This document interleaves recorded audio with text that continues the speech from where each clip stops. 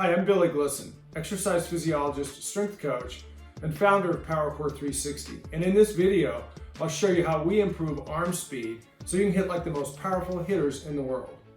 Hey, are you a coach, parent, or athlete? You need instruction on how to increase arm speed? Stick around to the end of this video. I'll show you how we train our athletes to increase arm speed, increase their hitting power, but reduce shoulder injury risk at the same time.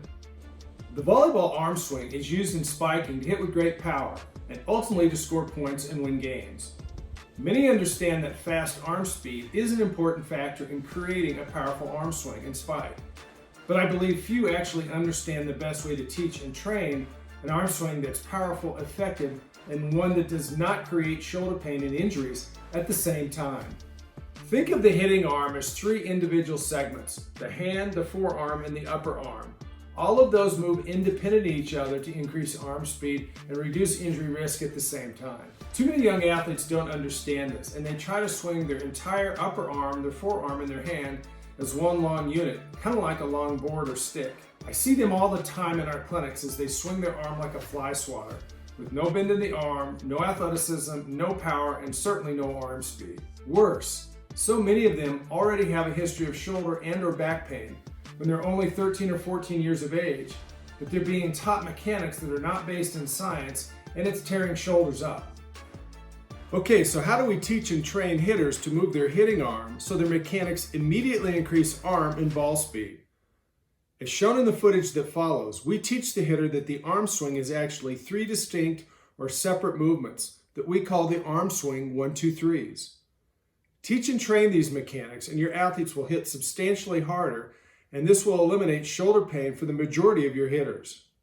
All right, so the first thing we're going to do is I'm going to show you as a coach, as a parent, how to actually teach them how to feel the movements of the arm swing, right? So everybody set up, we'll pretend the net's over there.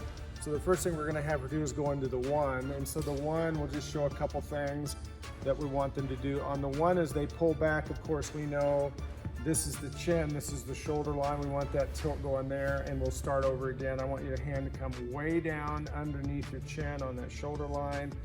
And the bottom of the forearm is basically facing the ground, right? And then we want this elbow at 90 degrees, even on the drawback. We want it back here. This is normal. Typically what happens is there's too small of an angle in there. We want that angle later. Right now we want this at 90 degrees. Forearm facing the ground, and as we know, we're going to talk about this again. We're going to go in and talk about how this shoulder blade, the scap, actually pulls the arm back. It's not the elbow driving back, it's the shoulder blade doing that, and that starts to open and stretch the chest muscles. So that's what we're looking for first and foremost there, okay? All right, from there, that's the one, and so go ahead and do that again. Do your drawback, so go one. Draw back to there, very nice, cool. Now, this is the hard part of putting all this together. When we go from one and we go to two, two just means that the hand comes up. In technical terms, and we're gonna do that a few times, right? Just let me move your arm. So what's happening is, this is what we call external shoulder rotation. That's the technical anatomical term for it, right? When that's happening, and I'm gonna turn you around, Emery, so turn right there, okay?